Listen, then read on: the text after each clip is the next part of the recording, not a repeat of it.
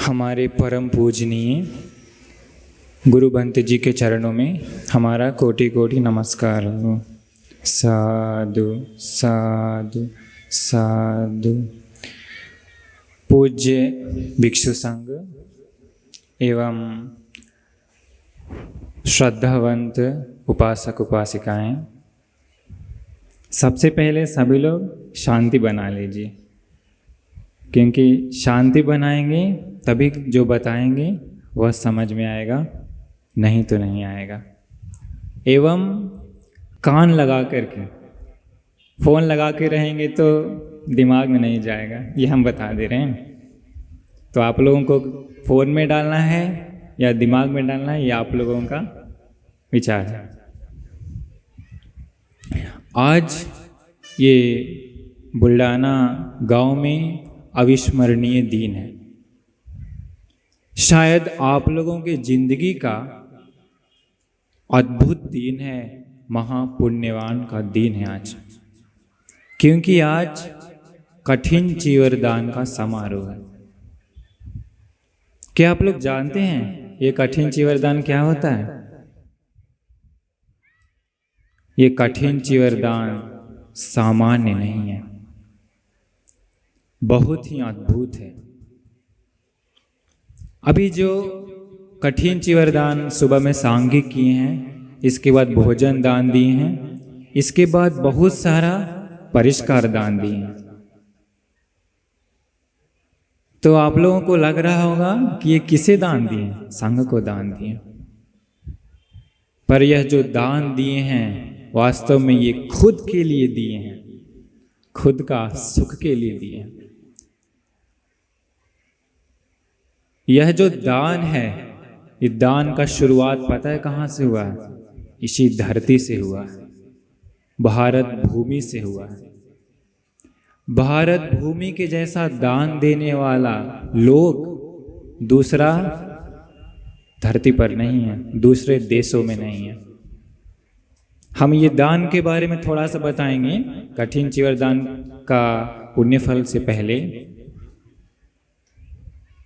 देखिए दान कैसे लोग देता है, श्रद्धा कैसा होता है। भगवान बुद्ध जी के समय अनाथ पिंडिक नाम का सेठ था। श्रद्धा उत्पन्न होने के बाद उसके मन में विचार आया कि भगवान बुद्ध जी और भिक्षु संघ के लिए मुझे एक विहार बनाकर देना चाहिए। वह गांव से न ज्यादा दूर और न ज्यादा पास एक जमीन देखा। वह जमीन था जेत कुमार का। जेत कुमार के पास गया और बोला, मुझे यह जमीन चाहिए, कितना पैसा लोगे? वो बोला, मैं यह जमीन नहीं दूंगा। अनाथ पिंडिक सेठ ने बोला, नहीं नहीं, तुमको जितना चाहिए हम उतना देने के लिए तैयार हैं। वो बोला, नहीं देंगे। अंत में वो बोला कि पूरा जमीन में सोना भी बिछा दोगे फिर भी मैं नहीं दूंगा। अनाथ पिंडिक सेठ ने बताया, मैंने खरीद लिया। गया अपना घर, उसका जो स्टोर था सोना का खुलवाया। अभी पूरा रथ से मंगवा रहा है क्या? सोना का सिक्का। अभी सोना का सिक्का मंगवा करके पूरा जमीन, बहुत बड़ा जमीन था वो, बहुत बड़ा जमीन था वो, पूरा जमीन पर सोना बिछाने लगा। अभी कोई है ऐसा दुनिया में? कोई मिलेगा? कम से कम एक कट्ठा में भी सोना बिछा पाएगा कोई? नहीं बिछा पाएगा। वह जमीन जो था 15 एकड़ था। सोच लीजिए, पूरा जमीन में सोना बिछा दिया। अंत में थोड़ा सा पार्ट बचा हुआ था सोना का बिछाने का, कम गया था। जेत कुमार को सुनाई दिया कि वो पूरा सोना बिछा रहा है। वो सोचा, अरे बाप रे, कैसे कोई सोना बिछा सकता है? इतना श्रद्धा कैसे आ सकता है? पर ऐसा श्रद्धा आता है जिस किसी के दिल में भगवान बुद्ध जी के प्रति श्रद्धा उत्पन्न होता है तो वह कुछ भी कर सकता है, पूरा धरती भी दे सकता है, धरती भी दे सकता है। देखिए ऐसा श्रद्धावान लोग कहाँ उत्पन्न हुआ है? इसी भारत भूमि में, इसी भारत भूमि में। इसके बाद वो जैत कुमार बताया, ठीक है सेठ जी, इस छोटे से पार्ट में सोना बिछाने का जरूरत नहीं है, ये मेरी तरफ से हम दान देंगे, पर आश्रम बनाने के बाद मेरा नाम ऐड कर दीजिएगा। अपना नाम लोग डालना बहुत पसंद करता है ना, वो भी बोला मेरा नाम डाल दीजिएगा। इसीलिए क्या है उस आश्रम का नाम, जेतवनी, जेतवन नाम आ गया। तो देखिए दान जो दिया, अनाथ पिंडिक सेठ जी जैसा दान कोई नहीं दिया है। दूसरा दान दिया है, वो भी इस भारत भूमि में ही एक और व्यक्ति, पता है कौन? सम्राट अशोक। उसके जैसा दान कोई नहीं है। वह 3 से 4 बार पूरा जम्बू द्वीप, पूरा भारत, अपना घर नहीं, पूरा जम्बू द्वीप भगवान बुद्ध और संघ को दान दिया। पूरा जम्बू द्वीप दान देना मतलब क्या होता है? उसी दिन में जितना भी टैक्स जो होता है, जो इनकम जितना भी आता है, जितना भी अनगिनत पैसा आता है, वो सारा धन खर्च करता है संघ के लिए।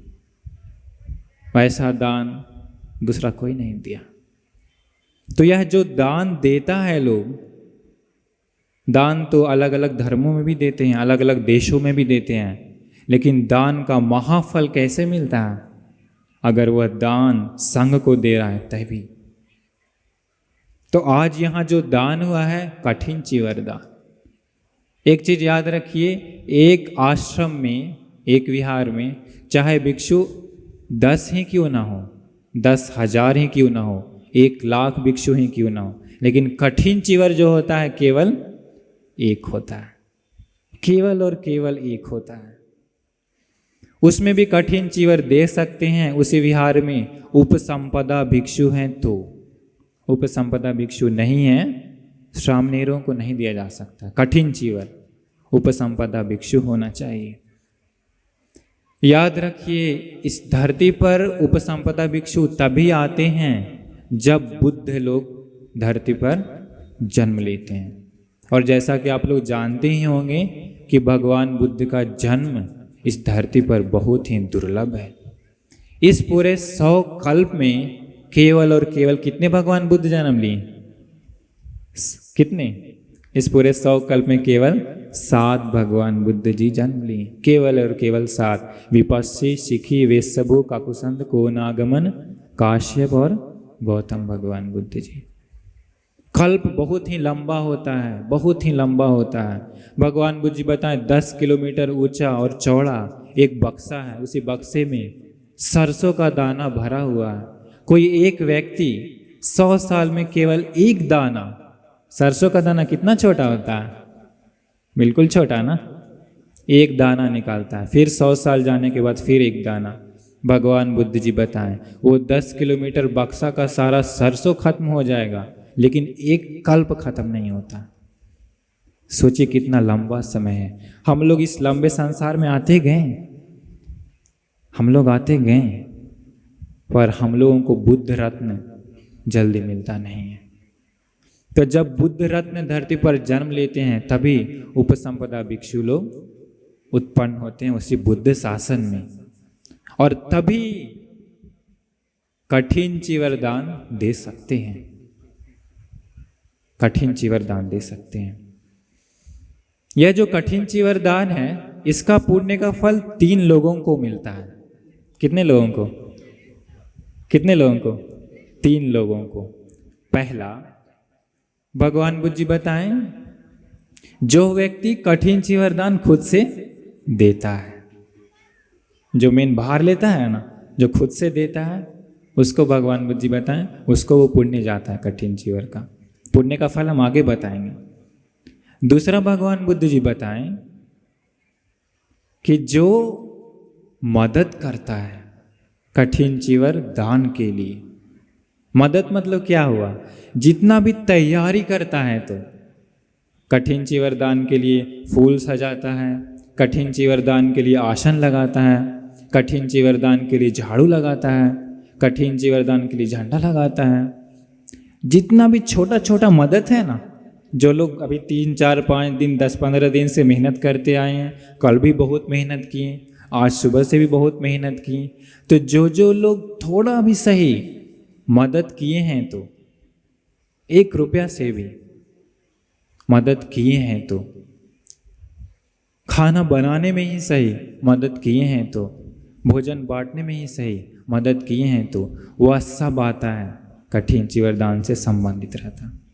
तो दूसरा पुण्य मिलता है जो जो लोग मदद किए हैं, जो जो लोग सहायता किए हैं, वह दूसरा व्यक्ति है। तीसरा व्यक्ति है, भगवान बुद्ध जी बताएं कि जो इस पुण्य को देख करके अनुमोदन होता है। क्या होता है? अनुमोदन होता है कि अरे साधु साधु, कितना अच्छा है, कितना अच्छा पुण्य कर्म है। ऐसा करके मन प्रसन्न कर लेता है, दिल प्रसन्न कर लेता है। यह जो अभी मान लीजिए कितना लोग अभी आए होंगे, शायद कभी कभी कुछ भी मौका नहीं मिला होगा, पर याद रखिए अगर दिल से, श्रद्धा से, खुशी से इस पुण्य कर्म को देख करके अनुमोदन हो जाते हैं तो वो पुण्य उसे भी जाता है। भगवान बुद्ध जी बताएं, ये तथ अनुमोदंती वेय्या वच्चं करोन्ति वा न तेषां दक्षिणा ऊना तेपि पुण्यस्य भागियो। भगवान बुद्ध जी कहते हैं जो कोई उस पुण्य को अनुमोदन होता है, वेय्या वच्चं का अर्थ होता है जो कोई थोड़ा भी मदद करता है, चाहे सजाने के लिए क्यों ना मदद करता हो, चाहे एक प्याज काट कर कहीं क्यों ना देता हो, चाहे भोजन बांटने के लिए क्यों ना मदद करता हो, थोड़ा भी सही मदद किया तो वेय्या वच्चं करोन्ति वा न तेषां दक्षिणा ऊना। भगवान बुद्ध जी बताएं उसी पुण्य का जो फल है, ऊना मतलब होता है कम नहीं होता है उसका, तेपि पुण्यस्य भागियो, वो भी पुण्य का सहायक होता है, भागीदार होता है। पर याद रखिए यह अनुमोदन होना भी सबको नहीं कर सकता है। कोई कोई लोग सोचता है कि अरे क्यों इतना बर्बादी, इतना सारा क्यों देता है, ऐसा भी लोग सोच सकता है, क्योंकि पहले भी ऐसा होता था। जहाँ लोग दान देते हैं वहाँ कोई ना कोई जरूर होता है मन अप्रसन्न वाला, उसको अनुमोदन नहीं हो सकता, वो खुश नहीं हो सकता, पुण्य उसे नहीं जाता है, पुण्य उसे नहीं जाता है। एक बार कौशल राजा वैसे ही बहुत बड़ा दान दिया था, करोड़ों खर्च करके, पर उसका एक मंत्री था जो दान दे करके सोच रहा अरे मेरा राजा पागल हो गया है, सब बर्बादी कर रहा है पैसा का, संघ को दान दिया था। बाद में भगवान बुद्ध प्रवचन नहीं देते हैं उस दिन, पता है क्यों? उस दिन अगर प्रवचन देते थे वो, जो व्यक्ति अंदर से जल रहा था कि अरे इतना पैसा क्यों खर्च कर रहा है राजा, बर्बाद कर रहा, प्रवचन देते तो उसका सर 7 टुकड़ा हो जाता। देखिए कैसा वो अंदर से जल रहा था। भगवान बुद्ध जी और प्रवचन देते तो एक और मंत्री श्रोतापन्न हो जाता, पर भगवान बुद्ध का दया देखिए, करुणा देखिए, उस व्यक्ति को बचाने के लिए प्रवचन नहीं देते हैं, चले जाते हैं। बाद में राजा पूछता है कि भगवान आपने प्रवचन क्यों नहीं दिया? भगवान बुद्ध जी बताएं कि तुम्हारा एक मंत्री था जो अंदर से जल रहा था, दान को देख खुश नहीं हुआ था, अगर हम प्रवचन देते तो उसका सर 7 टुकड़ा हो जाता। बाद में राजा उस मंत्री को राज्य से निकाल देता है। अनुमोदन होना भी बुद्धिमानों का स्वभाव है। इसलिए भगवान बुद्ध जी बताएं नवे खदर या देवलोकं वजंती, कंजूस व्यक्ति कभी भी मरने के बाद देवलोक नहीं जाता है, कभी नहीं जाता। बाला हवे न पसंसंति दानं, अज्ञानी व्यक्ति कभी भी दान को देख करके खुश नहीं होता है। कौन? अज्ञानी व्यक्ति।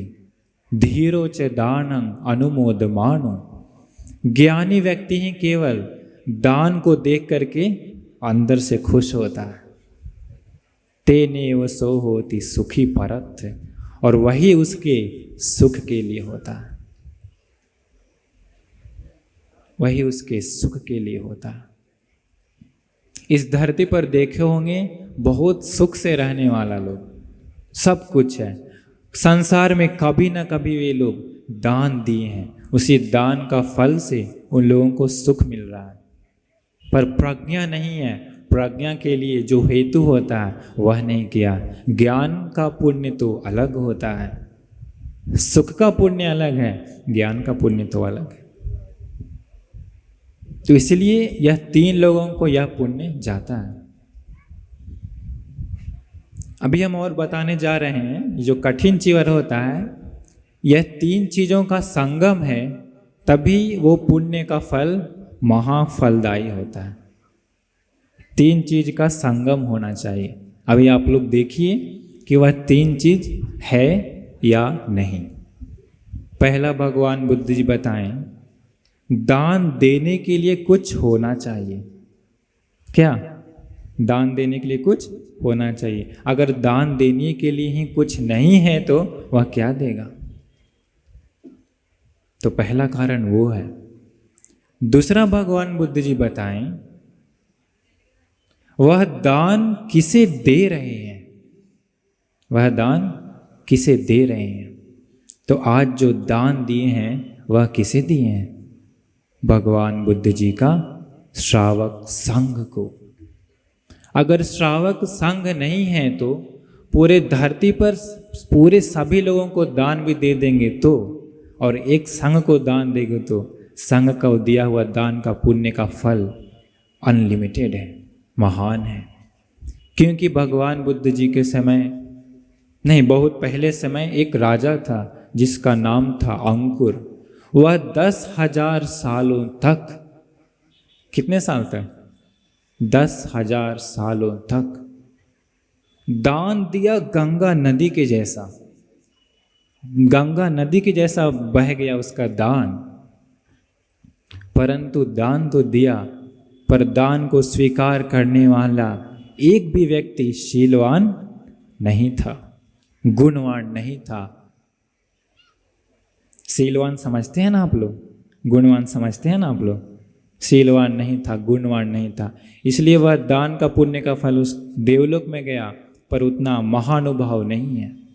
लेकिन भगवान बुद्ध के समय एक व्यक्ति अरहंत भंत जी को एक बार भोजन दान दिया और उसका पुण्य का फल उसको बहुत बड़ा करके मिला। तो संघ हमेशा जन्म नहीं लेते हैं। तो आज जो दान दिए हैं वो किसे दिए हैं? संघ को दिए हैं। इमं कठिन चीवरं भिक्षु संघस्य देम। तो इमं कठिन चीवरं बोलते के साथ बाकी जितना भी परिष्कार है ना वो सब चला जाता है संघ को, अलग से बोलना नहीं पड़ता। जैसे में अष्ट परिष्कार और बाकी भोजन, ऐसे बाकी दिन बोलते हैं इमं भिक्षं भिक्षु संघस्य देम, ऐसा बोलने का जरूरत नहीं है। इमं कठिन चीवरं बोलते के साथ सारा परिष्कार उसी कठिन चीवर दान के साथ ऐड हो जाता है और वो सब संघ को जाता है। जैसे एक राजा कहीं जाता है तो किसी जगह पर मंत्री लोग और उसका और बाकी लोग जो होता है ना, राजा का जो होता है मंत्री होता है और प्रियश्री होता है और जितना भी लोग होता है वह सब भी क्या होता है? ऑटोमेटिक सब साथ में चला जाता है। ये कठिन चीवर पुण्यों का राजा है। कठिन चीवर जो है पुण्यों का राजा है। तो पुण्यों का राजा होने के कारण बाकी सारा परिष्कार उसके साथ ऐड हो जाता है और वो संघ को पूजा हो जाता है। इसलिए बोलते हैं इमं कठिन चीवर। तो जो आप लोग दान दिए हैं, दूसरा कारण हम क्या बताएं? पहला, देने के लिए कुछ होना चाहिए।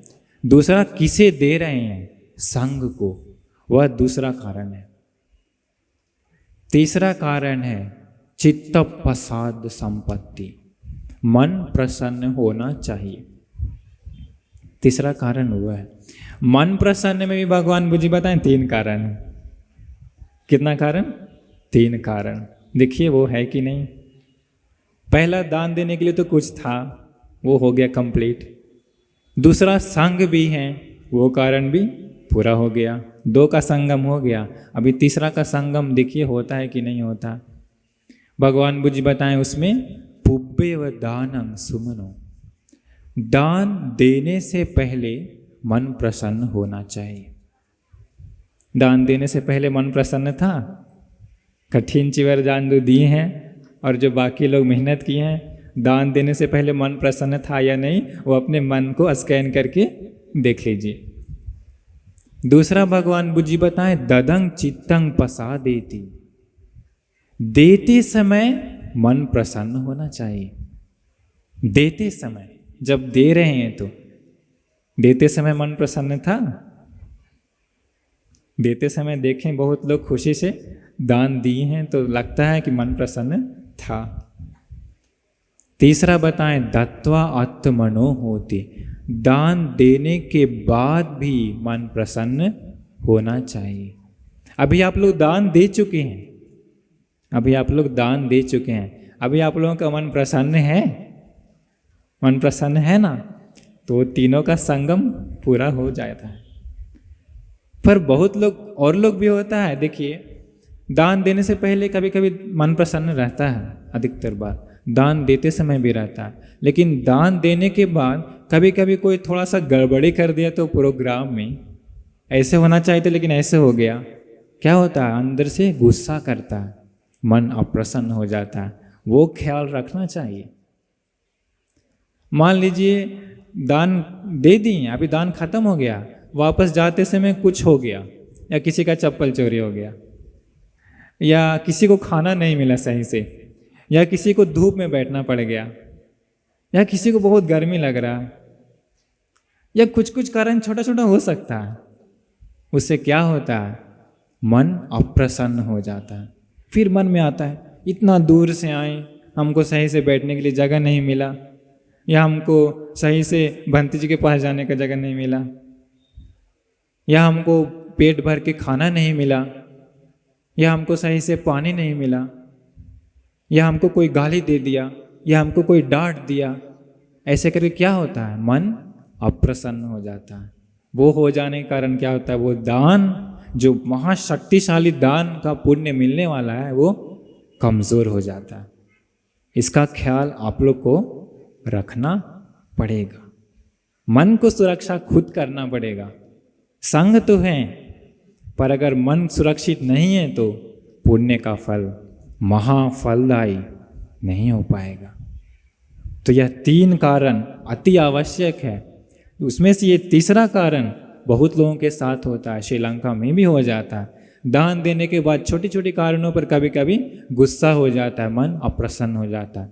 तो याद रखिए, ये तीसरा कारण, अपने मन में अप्रसन्नता किसी भी कारण से मत आने दीजिए। घर जाने तक मन को प्रसन्न रखिए। तो यह तीनों का संगम है तो वह पुण्य का फल महाफलदायी होगा, महाफलदायी होगा। पहला क्या था? दान देने के लिए कुछ होना चाहिए। दान जो स्वीकार कर रहे हैं वो कौन स्वीकार कर रहे हैं? अगर संग नहीं है तो पुण्य महाफलदायी नहीं होगा। संग को दे रहे हैं तो पुण्य महाफलदायी है। तीसरा, मन प्रसन्न होना चाहिए। यह तीनों का संगम अति आवश्यक है। तो यह जो है कठिन चीवर दान का समारोह। कठिन चीवर का फल बताने से पहले हम बताएंगे यह चीवर क्या होता है। चीवर, यह चीवर जो है, जो धारण किए हुए हैं हम लोग, साधारण वस्त्र नहीं है। अरहंतों का ध्वज है ये। अरहंत मुनि लोग पहनने वाला वस्त्र है ये। यह चीवर ऐसा है, मान लीजिए कोई सामान्य गृहस्थ व्यक्ति अरहंत हो गया तो, अरहंत मतलब समझते हैं ना? अरहंत मतलब संसार भवसागर से पार हो गया तो, मन की सारी गंदगी नष्ट हो गया तो, अरहंत हो गया तो। सामान्य गृहस्थ वस्त्र में इतना शक्ति नहीं है कि उस अरहत्व पद को धारण कर पाए। उसी व्यक्ति को उसी दिन परिनिर्वाण होना पड़ जाता है अगर अरहंत हो गया सामान्य गृहस्थ के वेश में। तो अगर वह व्यक्ति उसी दिन चीवर धारण कर लेता है तो वह आगे जिंदगी बिता सकता है देव मनुष्यों का कल्याण के लिए। अगर यह चीवर धारण नहीं किया तो उसी दिन परिनिर्वाण होना पड़ता है। यह देखिए चीवर कैसा है, अरहत्व को धारण कर सकता है। यह चीवर ऐसा है। आप लोग खेमा का नाम सुने होंगे, जो बिंबिसार राजा की पत्नी थी।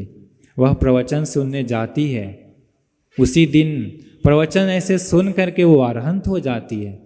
अंत में राजा आता है। पहले वो बिल्कुल प्रवचन सुनना पसंद नहीं करती थी, प्रवचन सुनने के बाद अरहंत हो जाती है। भगवान बुद्ध जी राजा को बताएं कि महाराज, अगर आप चाहते हैं कि ये जीवित रहे तो इसे चीवर धारण करना होगा, नहीं तो आज ही परिनिर्वाण हो जाएगी। चीवर धारण कर ली, प्रज्ञा में अग्र वो कहलाई भिक्षुणियों में। भिक्षु में अग्र हैं सारिपुत्र भंते जी, भिक्षुणियों में अग्र थी अरहंत खेमा भिक्षुणी। तो देखिए, चीवर धारण करने के कारण वह और जीवन बिता सकती है। यह चीवर ऐसा है। सामान्य वस्त्र में देखिए कितने अलग अलग लोगों के पास अलग अलग वस्त्र हैं। उसी वस्त्र से पता है क्या होता है, बहुत बार लोभ उत्पन्न होता है। मान लीजिए बाजार में बहुत सुंदर कपड़ा दिखाई दिया तो खरीदने का मन नहीं करता है, खरीदने का मन करता है। अगर कोई दूसरा दोस्त बहुत सुंदर कपड़ा पहने हुए तो मन करता है, अरे ये मेरे पास भी हो तो कितना अच्छा है। क्या होता है, लोभ उत्पन्न होता है। इसी वस्त्र में ऐसा कुछ भी नहीं है। कासाय वस्त्र है ये, मुनियों का वस्त्र है ये। और मान लीजिए किसी किसी के पास बहुत सुंदर वस्त्र है खुद के पास, ठीक है। अभी खुद के पास वैसा सुंदर वस्त्र होने के बाद दूसरों के पास वैसा सुंदर वस्त्र नहीं है, तो मान लीजिए किसी के पास 20,000 का, 50,000 का, 1,00,000 का कपड़ा है पहने हुए, अभी वो दूसरे के पास वैसा नहीं रहता। ये दूसरों को देख करके दूसरों को नीचा दिखाता है, मेरे पास इतना महंगा कपड़ा है, अहंकार करता है, घमंड करता है। नहीं होता है क्या ऐसा, अहंकार जागता है। सामान्य वस्त्र में वो होता है, चीवर में ऐसा कुछ भी नहीं है। मुनियों का वस्त्र है ये। और कभी कभी क्या होता है, किसी दूसरे के पास सुंदर वस्त्र है खुद के पास नहीं है, मन में ईर्ष्या जागता है कि अरे इसके पास इतना अच्छा अच्छा कपड़ा है, अंदर से अंदर जलता है। अच्छा गाड़ी भी ऐसा होता है ना, ईर्ष्या जागता है, कपड़ा में भी वैसे ही ईर्ष्या जागता है। तो सामान्य वस्त्र के कारण ईर्ष्या भी जागता है, लोभ भी जागता है, अहंकार भी जागता है, ममत्व भी जागता है। पर ऐसा चीवर में कोई ईर्ष्या करने के लिए कुछ भी नहीं है। चीवर ऐसा है। यही चीवर धारण करने के बाद ही कोई व्यक्ति भिक्षु बन जाने के बाद ही पापों से वो अलग हो जाता है, पापों से वो अलग होता है, ज्ञान की रास्ता पर वो आगे चलने लगता है, धीरे धीरे पापों को दूर करने लगता है। साधारण है क्या चीवर? साधारण नहीं है, साधारण नहीं है। तो यह जो चीवर अगर कोई दान देता है तो सोचिए कैसा पुण्य मिलता होगा, चीवर दान देता है तो। भगवान बुद्ध जी बताएं, वत्थ दो होती वर्ण दो। जो कोई वस्त्र दान देता है तो सुंदरता दान दिए के समान होता है। वस्त्र, जैसे मान लीजिए किसी के पास अगर बहुत सुंदर वस्त्र है, वह सुंदर दिखता है कि नहीं? वो व्यक्ति कपड़ा पहनने के बाद सुंदर दिखता है। मान लीजिए कोई अगर कुरूप व्यक्ति भी क्यों ना हो, पर अगर उसके पास सुंदर वस्त्र है तो क्या होता है? वह सुंदर दिखता है। तो वस्त्र से ही लोग क्या होता है? सुंदर दिखता है। इसीलिए भगवान बुद्ध जी बताएं, वस्त्र देने से सुंदरता दिए के समान होता है। तो सामान्य वस्त्रों में सबसे उत्तम वस्त्र कौन सा है? चीवर है। तो जो चीवर दान देते हैं तो संसार में सुंदरता के लिए उपकारी होता है, सुंदर रूप उसको मिल जाता है, अत्यंत सुंदर रूप उसे मिल जाता है। हजारों लाखों करोड़ों चीवर जो अगर देता है तो, लाखों करोड़ों चीवर भी देता है तो पूरे धरती के मान लीजिए सभी लोग संघ हैं और वैसा संघ को चीवर दान देता है तो उससे भी ज्यादा पुण्य मिलता है जो कोई कठिन चीवर दान देता है तो। जो कोई कठिन चीवर दान देता है तो वह पुण्य, वह सारे पुण्यों से अत्यधिक ज्यादा होता है, अत्यधिक ज्यादा होता है। क्योंकि भगवान बुद्ध जी बताएं, यह कठिन चीवर जो है इसका पुण्य हिमालय पर्वत की भांति अचंचल है, धरती के भांति अचंचल है, धरती की भांति अचंचल है। क्योंकि यह कठिन चीवर जो है किसी एक भिक्षु को नहीं दे सकते हैं, सामान्य चीवर कोई भंते जी को दे सकते हैं, या कठिन चीवर जो है संघ को दिया जाता है। इसके बाद संघ का एक अलग विनय कर्म होता है। उसी विनय कर्म में संघ उसी चीवर को किसी एक भिक्षु को सौंपा जाता है, तो अलग प्रकार से होता है विनय कर्म के द्वारा, इसलिए वह कठिन चीवर कहलाता है। तो इसलिए उसका पुण्य जो है महाफलदायी होता है। आप लोग जानते हैं, यह देखिए कठिन चीवर कैसे सीधा निर्वाण के लिए उपकारी होता है, मुक्ति के लिए उपकारी होता है। यह कठिन चीवर जो है इसका लौकिक फल के बारे में कहेंगे तो लौकिक फल, लोकोत्तर नहीं। अगर वह देवलोक में जाता है तो देवताओं में भी सबसे उत्तम देवता बनता है, मुख्य देवता बनता है। मनुष्य लोक में अगर वह व्यक्ति आता है तो कौन? जो कठिन चीवर देता है। मनुष्य लोक में आता है तो सबसे ज्यादा सुंदर और धन संपत्ति से युक्त होता है कठिन चीवर दान दिया हुआ व्यक्ति। तो वह जहाँ जहाँ जन्म लेता है सभी सुख संपत्ति का स्वामी होता है, वो सुख संपत्ति का स्वामी होता है वो। लौकिक नहीं, अगर लोकोत्तर फल कहेंगे तो जब धरती पर बुद्ध लोग होते हैं या बुद्ध शासन होता है तो, या मुक्ति का मार्ग रहता है तो, कठिन चीवर दान दिया है तो उस व्यक्ति को मुक्ति पाने से कोई रोक नहीं सकता है। मुक्ति पाने से कोई नहीं रोक सकता है अगर कठिन चीवर दान का पुण्य है तो। एक सुंदर घटना बताते हैं। आप लोग सुने होंगे महाप्रजापति गौतमी, जानते हैं कौन थे? कौन थी वो? हमारे बोधिसत्व सिद्धार्थ को पालने वाली थी। शोधोदन राजा की दूसरी पत्नी थी। पहली थी कौन? महामाया, और दूसरी थी प्रजापति गौतमी। जब सिद्धार्थ बोधिसत्व गृह त्याग करके बुद्ध बन जाते हैं और मुक्ति को, निर्वाण को सभी लोगों में बांटते रहते हैं, तो बाद में प्रजापति को भी मन करता है चीवर पहनने का, चीवर धारण करने का। उसे भी मुक्ति का प्यास आता है। वह जाती है भगवान बुद्ध के पास, कहती है हे सुगत, हमें भी यह चीवर दीजिए, हमें भी भिक्षुनी बनना है। भगवान बुद्ध जी मना करते हैं। दूसरी बार भी वो कहती है, मना करते हैं। तीसरी बार भी कहती है, मना करते हैं। इस प्रकार 9 बार भगवान बुद्ध जी 9 बार मना करते हैं भिक्षुनी बनने से। पर आनंद भंते जी की दया के कारण, आनंद भंते जी की दया के कारण भगवान बुद्ध जी को बताते हैं, तो भगवान बुद्ध जी फिर अनुमति दे देते हैं और वह प्रजापति गौतमी सहित 500 राजकन्याएं,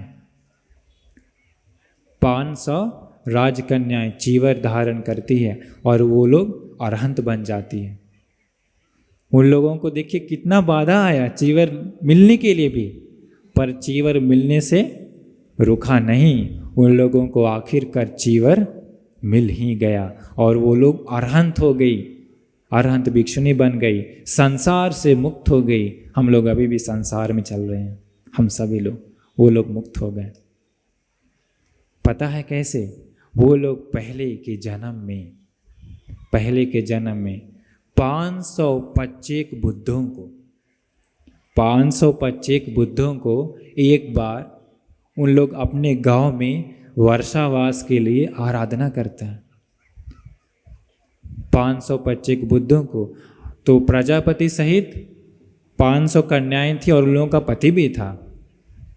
तो वह पूरा 1000 लोग मिलकर के, गांव का एक 500 परिवार मिल करके वो उन 25 बुद्धों के लिए कुटिया बना करके पूरा 3 महीना ख्याल रखता है, भोजन दान वगैरह आदि सब कुछ देता है और वर्षावास के बाद चीवर दान देता है वो लोग मिल करके। चीवर दान का फल देखिए, प्रजापति को भी चीवर मिलने से रुका नहीं। उन लोगों का जो पति था 500, उन लोग भी जन्म लिया हुआ था भगवान बुद्ध के समय। 250 शाक्यों की तरफ था और 250 कोलिये की तरफ था। वो लोग भी चीवर पहन लिया, वो लोग भी अरहंत हो गया। तो जो देखिए पति पत्नी जो 500 थे चीवर दान दिए थे 25 बुद्ध लोगों को, उन सारे लोगों को मौका मिला उत्तम मुक्ति का, निर्वाण सुख का। चीवर दान ऐसा है। तो इस प्रकार कठिन चीवर देता है तो मुक्ति के लिए जो कुछ भी बाधाएं होती है वो सारी बाधाएं को रास्ता से क्लियर कर देता है मुक्ति के लिए। क्योंकि कभी कभी क्या होता है, मुक्ति के लिए पुण्य होता है कभी कभी, लेकिन पापी मित्रों का संगति में फंस जाने के कारण कभी कभी मुक्ति का लाभ भी छूट जाता है। कभी कभी मुक्ति का लाभ भी छूट जाता है। भगवान बुद्ध के समय राजा अजात शत्रु था, बिंबिसार का पुत्र। भगवान बुद्ध जी से प्रवचन सुनता है वह। एक दिन आकर भगवान बुद्ध ऐसे ही प्रवचन देते हैं। भगवान बुद्ध की शरण में भी वह जाता है।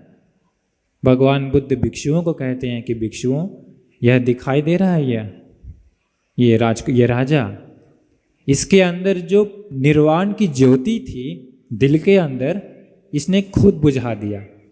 कैसे? अपने पिता की हत्या करके। अपने पिता की हत्या ना किया होता तो उसी दिन वह राजा श्रोतापन्न हो जाता। संसार में केवल 7 जन्म ही था ज़्यादा से ज़्यादा, पर श्रोतापन्न होने का मौका गवा दिया पिता की हत्या के कारण। पिता की हत्या कैसे हुई? पाप मित्रों का संगति के कारण। तो देखिए पाप मित्र संगति के कारण क्या हुआ, उसको अपने पिता का हत्या कर दिया, महापाप कर बैठा। अगर संसार में कठिन चीवर दान दिया हुआ होता तो वह बाधा नहीं आता उसके जीवन में। कठिन चीवर दान दिया हुआ होता तो वैसा पाप मित्र का संगति नहीं होता उसे। क्योंकि कठिन चीवर दान क्या करता है, मुक्ति के लिए जो बाधाएं होती है उसी बाधा को क्लियर कर देता है, साफ कर देता है। ऐसा है यह कठिन चीवर दान। एक और घटना बता देते हैं। वैसा ही भगवान बुद्ध के समय और ऐसे ही एक सेठ और उसकी पत्नी थी। बहुत धन था, करोड़ों से भी ज़्यादा। परंतु क्या हुआ, पाप मित्रों की संगति के कारण वो लोग धर्म के मार्ग पर नहीं आ पाया। वो लोग पाप करते रह गया, खाते पीते रह गया, शराब वगैरह पीते रह गया, पैसा से अलग अलग लड़कियों को बुला करके दूषित करते रह गया। इस प्रकार जिंदगी भर पाप करते रह गया। क्यों? असत पुरुषों की संगति के कारण। देखिए पाप मित्रों का संगति कितना खतरनाक है। अभी धरती पर पाप मित्र की संगति ज़्यादा है या अच्छे मित्रों की संगति ज़्यादा है? पाप मित्रों की संगति हर जगह है। कल्याण मित्रों की संगति अति दुर्लभ है। तो उस सेठ को भी पाप मित्र का संगति होने के कारण वह जिंदगी भर पाप करते रह गया और अंत में इतना धन खर्च कर दिया पाप मित्र में फंस करके कि अंत में उसको अपना महल तक बेचना पड़ गया। अंत में भिखारी बन गया, हाथ में कटोरा लेकर के भीख मांगने लगा। दोनों पति पत्नी भीख मांगने लगा। भगवान बुद्ध जी एक दिन देखते हैं, देख करके मुस्कुरा देते हैं। आनंद बंत जी पूछते हैं कारण क्या है सुगत, कारण क्या है भगवान? भगवान बुद्ध जी कहते हैं ये दोनों दिखाई दे रहा है, ये दोनों, इन दोनों के पास पुण्य था, इन दोनों के पास पुण्य था निर्वाण मुक्ति पाने का। अगर यह दोनों चीवर पहनता तो अरहंत और अनागामी हो जाता। जवान के समय पहनता तो चीवर, लेकिन अभी ये लोग सारा का सारा पुण्य खत्म कर चुका है पाप कर्म करते करते। उन दोनों के पास पुण्य था, ऐसा नहीं कि नहीं था। कैसे खत्म हो गया? असत पुरुषों का, पाप मित्रों का संगति के कारण, पाप करने के कारण क्या हुआ, वो लोग अंदर जो ज्योति थी निर्वाण का बुझ गया। अगर संसार में कठिन चीवर दान दिया हुआ होता तो वैसी बाधाएं साफ कर देता है यह कठिन चीवर दान का महापुण्य। ऐसा है यह कठिन चीवर। साफ कर देता है। तो इस प्रकार निर्वाण के लिए जो बाधाएं होती है वह क्लियर हो जाता है इस कठिन चीवर से। ऐसा है यह कठिन चीवर दान। तो आप लोग आज यही कठिन चीवर दान दिए हैं। किसके लिए? संघ के लिए, संघ के लिए। और एक कारण बताते हैं, यह चीवर पहनने के बाद क्या होता है। भिक्षु लोगों का है याव देव हिरिकोपी न पटिच्छादनत्थं। हम लोग जब भी चीवर पहनते हैं तो एक गाथा होती है, पटिसंखायो निसो चीवरंग पटि सेवा में याव देव सीतस उन्नस। उसके अंत में है हिरिकोपी न पटिच्छादनत्थं। इसका अर्थ है शर्मिली जगह को ढकने के लिए होता है। तो अगर यह कठिन चीवर से क्या होता है, संसार में, खुद के जीवन में लज्जा और भय आता है। किस चीज से? पाप कर्म से। याद रखिए, अगर किसी से कुछ पाप होता है तो उसके दिल में क्या होता है? पाप के प्रति शर्म नहीं होता, पाप के प्रति भय नहीं होता। अगर पाप करने में शर्म करता है तो, पाप करने से भय मानता है तो वह पाप नहीं करता। तो वह गुण हर व्यक्ति में अलग अलग होता है। संसार में पुण्य के आधार पर होता है। किसी किसी के दिल में भय होता है पाप करने से, किसी किसी के दिल में नहीं होता। अधिकतर पाप कर्म सब वैसे ही होता है। पाप करने में डर नहीं लगता है, पाप करने में शर्म नहीं आता, इसलिए पाप कर बैठता है। चाहे कोई भी पाप हो सकता है। लेकिन यह कठिन चीवर दान दिया है तो संसार में क्या होता है, उसके जीवन में पाप करने में शर्म और पाप करने में भय नाम का गुण उसके अंदर होता है। और फिर वो बचपन से ही क्या होता है, उसको पाप करने में डर लगता है, पाप करने में शर्म आता है। तो वह उत्तम गुण भी यह पुण्य से आता है। तो अगर आप लोगों में भी यह गुण है तो अच्छा है, नहीं है तो उसका कारण को बनाना पड़ेगा। वैसा कारण बनाएंगे तो संसार में वैसा गुण अपने जीवन में आएगा और वही गुण मुक्ति तक ले जाएगा। और हम शुरू में बताए थे जैसा कि वस्त्र देने से सुंदरता दान दिए के समान होता है। चीवर उसमें अग्र है, कठिन चीवर उसका राजा है। तो कठिन चीवर देते हैं तो संसार में जन्मों जन्म में उत्तम उत्तम रूप का स्वामी बनता है वह व्यक्ति जो कठिन चीवर देता है। तो ऐसा पुण्य, ऐसा महापुण्य है यह कठिन चीवर का। तो आप लोग भी आज सहभागी हुए हैं। जब जब कठिन चीवर होता है तब तक सहभागी होते जाइए और जितना हो सके इस जीवन में महापुण्य जमा कर लीजिए, क्योंकि यह जीवन कब जवाब दे देगा किसी को पता नहीं है। आज भी जवाब दे सकता है, कल भी जवाब दे सकता है। इसलिए जब जब मौका मिले तब तब ये महापुण्य को अर्जित करिए, क्योंकि यह कठिन चीवर साल में केवल और केवल एक ही बार है। एक साल में केवल एक बार, फिर और एक साल में फिर एक बार, 10 साल में केवल 10 बार। 100 साल तक जीवित रह पाएंगे?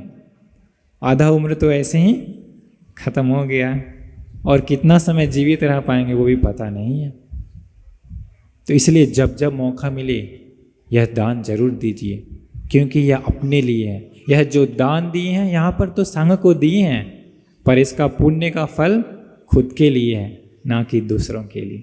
और संसार में खुद को सुखी बनाएगा यह महापुण्य। तो इसीलिए आज जो कठिन चीवर दान दिए हैं तो यह पुण्य सभी लोगों को परम उत्तम निर्वाण को पाने के लिए यह पुण्य एकांत रूप से उपकार हो जाए करके साधुकार दीजिए।